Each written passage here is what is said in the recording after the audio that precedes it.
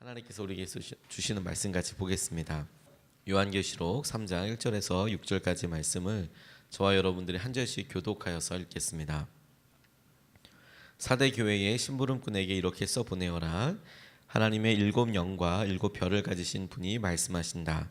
나는 내 행위를 안다. 너는 살아있다는 이름은 있으나 실상은 죽은 것이다. 깨어나라. 그리고 아직 남아있지만 막 죽어가는 자들을 굳건하게 하여라. 나는 내 행위가 나의 하나님 앞에서 완전하다고는 생각하지 않는다. 그러므로 내가 그 가르침을 어떻게 받고 어떻게 들었는지를 되새겨서 굳게 지키고 회개하여라.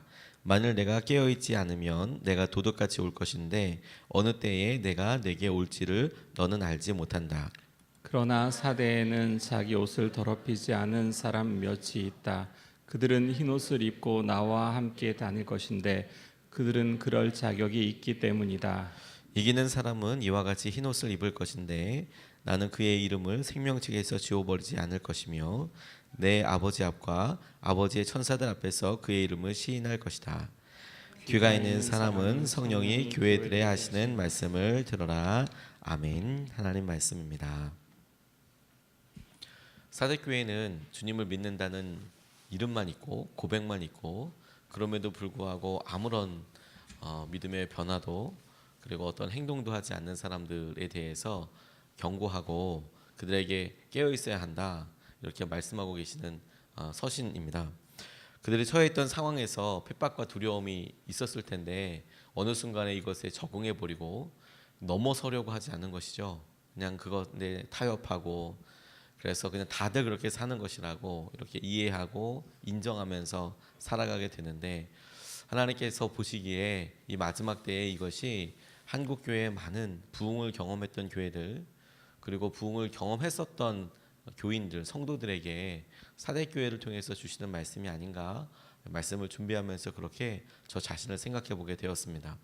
오늘 사대교회를 통해서 하나님께서 하시는 말씀을 두 가지 우리가 같이 붙잡고 기도하고 싶은데 첫 번째로 깨어나라 라는 이 말씀을 하나님이 우리에게 하시는 말씀 하나님이 우리에게 너 깨어라 라고 말씀하시는 것이라고 붙잡고 같이 기도하고 싶습니다. 2절 3절 말씀을 보면 깨어나라 그리고 아직 남아있지만 막 죽어가는 자들을 굳건하게 하여라. 나는 내 행위가 나의 하나님 앞에서 완전하다고는 생각하지 않는다.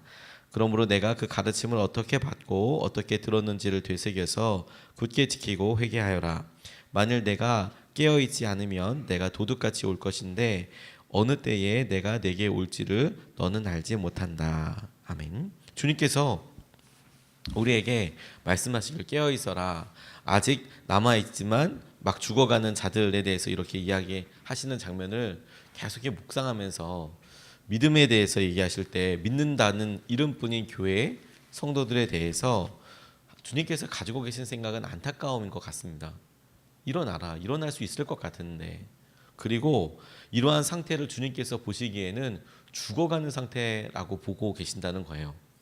우리가 점점 우리 마음속에 그냥 나는 믿는다는 생각만 갖고 있는 사람들에 대한 주님의 생각은 안타까움과 또 하나 이거 죽어가는 거야. 우리는 그냥 잠시 쉬는 거야. 그냥 그럴 수도 있지라고 생각하는 이런 생각들을 주님께서는 죽어가는 거야. 죽어가는 사람이야 라고 말씀하고 계시는 거니까요. 내 행위를 안다 라고 주님께서 이렇게 말씀하실 때 이것이 주님을 간절히 찾고 기다리는 사람들에게는 참 위로의 말씀이고 기쁨인데 그런데 온통 책망받을 것밖에 없는 사람들 그리고 마음에 이미 주님을 향한 열정이 식어버린 사람들에게 내가 내 행위를 다 안다 라는 것이 얼마나 마음에 짐처럼 다가왔을까요? 내가 너의 마음을 안다 이렇게 말씀해 주셨으면 참 좋았을 텐데 내가 내 행위를 안다 라고 말씀하시면 그러면 마음속에 굉장히 커다란 질문들이 생기게 되죠. 그래서 이 말씀으로 저를 생각해 보게 됐어요. 내가 주님께 사랑한다고 이야기하고 어느 순간에 그 의미와 처음에 했던 그런 고백과 그런 마음들 없이 내가 행동하거나 혹은 그 행동을 하지도 않거나 내가 이름뿐인 크리스천이 되고 있는 것은 아닌가. 주님이 우리에게 이 질문 하나로 많은 것들을 생각하게 하고 또한 새롭게 결단하게 하신다라고 깨닫게 되었습니다. 제가 군사훈련 받을 때 다 군사훈련을 받게 되지만 군대 갔다 오신 분들은 저는 조금 특별했던 것이 한국 군대에서 군선 기본적인 훈련을 받고 그리고 미국 군대에서 똑같은 훈련을 똑같은 내용을 받는데 차이를 많이 경험하게 됐습니다. 근데 제 느낌이 그런지 몰라도 제 동료들도 다 그렇게 생각했던 것 같아요. 한국 군대는 되게 힘들긴 한데 뭔가 설렁설렁 하는 거예요. 뭔가 그냥 대충 넘어가고 보여주면서 이건 이런 겁니다.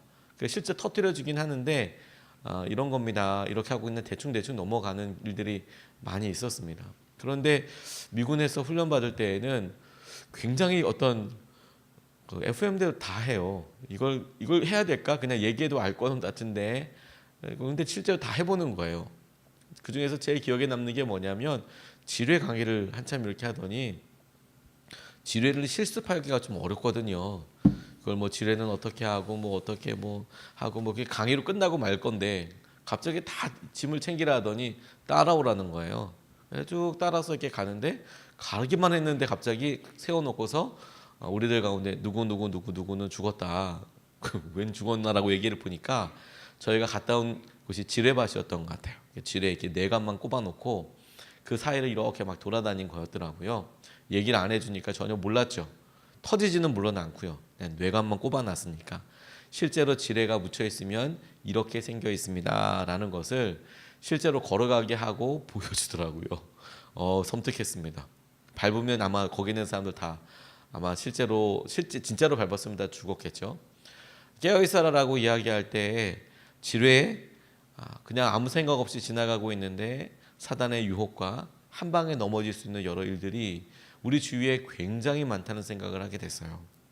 우리가 잘 생각하고 주의 깊게 보지 않으면 알고만 있는데 그렇죠. 지뢰는 어떻게 생겼고 어떻게 해체할 수 있고 또 이렇게 하면 터지죠. 밟으면 터지는 거예요. 그러면 아주 힘들어요. 이렇게 우리가 알고 있는데 실제로 가다 보면 그런 일들이 의외로 많이 있다는 거죠. 깨어서 주의해서 아는 대로 보지 않으면 큰일 날 일들이 참 많다. 조그마한 빛 하나도 여러분 우리가 말씀을 의지하고 나아가는 것이 유일한 대안입니다. 조금 오래되긴 했지만 몇 년 전에 방배동에서 어이없이 일어난 일 중에 하나가 뭐냐면 방배동에 사는 어떤 분이 송년회에서 12월 28일 날 술을 엄청 드신 거예요. 그래서 방배중학교 앞에 있는 대형 맨홀에 빠지신 거예요. 집에 가시다가 대형 맨홀에 빠져서 12월 28일 날 송년회 때 그렇게 해서 우리나라 계산법으로는 2년 동안 그 안에 계신 거예요. 자그마치 8시간 8일 하고 3시간 동안 그 안에 있었으니까 송년을 새해를 이제 그 맨홀에서 맞으신 거죠. 맨홀에 빠지고 그냥 그대로 계속 헤매고 그냥 거길 어렵게 다니신 겁니다. 나중에 이유가 뭐냐라고 보니까 빠지고 나니까 쓰러져서 너무 깜짝 놀라서 기절해가지고 있다가 눈을 떠보니까 깜깜하더래요. 출구를 찾을 수가 없더래요. 그래서 그 밑에 반경 500m를 계속 돌아다니셨대요.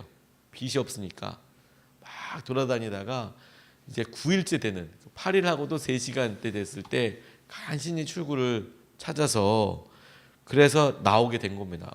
그래서 인터뷰하는데 빛이 없어서 이렇게 계속 헤맸다. 그런데 그 아들 인터뷰가 더 웃겼어요. 이분이 술만 드시는 게 아니라 우리 아버지는 담배를 피우시는 분이신데 호주머니에 라이터 하나가 없어서 못 나왔어요. 담배를 태우시는 분인데 들어가고 나니까 이게 뭐 아무것도 빛이 없는 거예요. 그래서 못 찾고 그냥 새해를 거기서 맞으신 거죠. 그래도 발견돼서 다행입니다. 그냥 지나가다가 어느 순간에 훅 넘어져 버리는 것들이 우리가 정말로 영적으로 깨어있고 붙잡아야 될 상황들을 훌쩍 넘어가 버리게 돼요. 똑같은 것도 주님께서 우리에게 주시는 은혜를 우리가 잘 보고 나아가는 게 중요한 거죠. 믿음에는 후퇴가 없습니다. 우리는 그냥 믿음이 잠깐 뒤로 물러서는 거라고 생각하지만 후퇴는 없습니다. 오늘 사대교회 하신 말씀을 보면 후퇴는 곧 죽음이라고 죽어가는 거라고 말씀하고 계시는 거예요. 그래서 주님을 향한 사랑과 열정으로 돌아서야 하는 겁니다.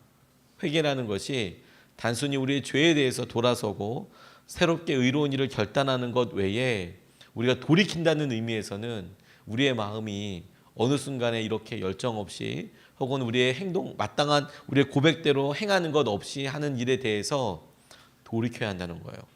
깨어 있어야 한다는 거예요. 그래야 이 상황과 수준들을 훅 넘어설 수 있게 되는 것입니다. 두 번째로 붙잡고 같이 기도하고 싶은 것은 그렇게 어려운 상황들 가운데서도 이기는 자가 있고, 그리고 그런 이기는 자에 대해서 자격이 있는 사람, 흰옷을 입고 다닐 수 있는 자격이 있는 사람이라고 말씀해 주시는 사람이 있다라는 것입니다. 4절 5절 말씀을 보면 사대에는 자기 옷을 더럽히지 않은 사람이 몇이 있다. 그리고 그들은 흰옷을 입고 나와 함께 다닐 것인데 그들은 그럴 자격이 있기 때문이다. 이기는 사람은 이와 같이 흰옷을 입을 것인데 나는 그의 이름을 생명책에서 지워버리지 않을 것이며 내 아버지 앞과 아버지의 천사들 앞에서 그의 이름을 시인할 것이다 라고 말씀하고 계십니다. 옷은 성도들의 거룩한 행실을 말합니다. 흰옷은 성도들의 거룩한 행실을 이야기하는데 이 사대 교회의 몇몇은 주님 보시기에 거룩한 행실로 정결하고 주님과 함께 다닐 만한 사람이 있다라고 말씀하고 계시는 것이죠. 특별한 것은 이 사대 교회는 교회 전체에 대해서 칭찬을 하지 않고 계시는데 그럼에도 불구하고 저들을 책망하시고 그 책망한 가운데에서 몇몇에 대해서 주목하시기는 그래도 그들 몇몇은 의로운 행실로 자신들 앞에 깨어있고 주님 앞에 깨어있어서 주님과 함께할 뿐만 아니라 나중에 생명책에도 지워지지 않고 그리고 많은 사람들 하나님의 천사들 앞에서 내가 그 사람을 시인할 것이다 라고 할 만한 사람이 있더라라는 거예요. 가장 힘들고 어렵고 사람들이 다 믿는다고 하는데 열정을 내고 내가 다시 한번 열심을 내보고 그럴 때 제일 많이 마음속으로 질문하게 되는 게 뭔지 아십니까? 이거 왜 나만 해야 되지? 다른 사람들은 다 이렇게 있는데 안 하고도 신앙생활 잘하는 것 같은데 왜 교회에서 왜 이런 가정에서 아니 왜 직장에서 왜 이거 나만 해야 하지? 왜냐하면 우리가 예수님을 믿는다는 것 때문에 우리를 절망하게 하는 것 중에서 진짜 예수님을 안 믿고 힘들게 하는 사람들이 간혹 어려움이 되지만 그래도 마음속에 그 사람들은 안 믿으려니 이렇게 생각을 해요. 근데 진짜 우리를 힘 빠지게 하는 사람은 뭐냐면 같이 가고 같이 좀 도와줄 것 같은데 어느 순간에 이 사람이 그냥 그래서 뭐 아무 얘기도 안 하고 뭐 이렇게 하면 그게 열심을 내던 사람에게는 한없이 힘든 한없이 맥 빠지는 일이 되더라니까요. 그런데 주님께서 이 사대교회가 딱 그와 같은 절차를 밟아가고 있을 때에도 주님이 특별히 책망받을 교회 중에서도 주목하셔서 그런데 주님이 주목하고 계시는 사람들이 있더라라는 거예요. 흰옷을 입은 사람들, 거룩한 의의 행실로 옷 입은 사람들, 주님과 함께 할 수 있을 만한 자격이 있는 사람들이 있더라. 이게 참 커다란 제게 위안이 됐습니다. 열심을 내고 하나님께서 하신 은혜를 보고 그 은혜에 대해서 열심을 내고 그 열심에 대해서 주님께서 깨닫게 하시는 것을 주님도 알고 계신다라고 생각하는 것이 얼마나 커다란 증거이고 기쁨이 되는지 모르겠습니다. 신학교 때 같이 공부할 때 열심히 같이 공부하고 친하게 지냈던 친구들이 이제 외국에 유학 가서 아주 좋은 대학교에서 유학 생활을 마치고 돌아와서 꽤 괜찮은 이제 교수님들이 되어 있더라고요. 학교들에 들어가서 꽤 괜찮은 교수가 되어 있고 나름 뭐 이렇게 안내에 관련된 것 오는 거 보면 거기 어떨 때는 강사로 들어가 있고 그러는 일들이 많이 있습니다. 그런데 우연히 얼마 전에 페이스북이라는 걸 통해서 저랑 같이 친하게 지냈던 교수님 한 분이 자기가 가르치고 있는 내용을 이렇게 페이스북에다 올리더라고요. 그래서 전 페이스북에 잘 들어가 보지 않는데 우연히 이렇게 이제 친구가 오랜만에 글을 남겼으니까 뭐 어떻게 가르치나.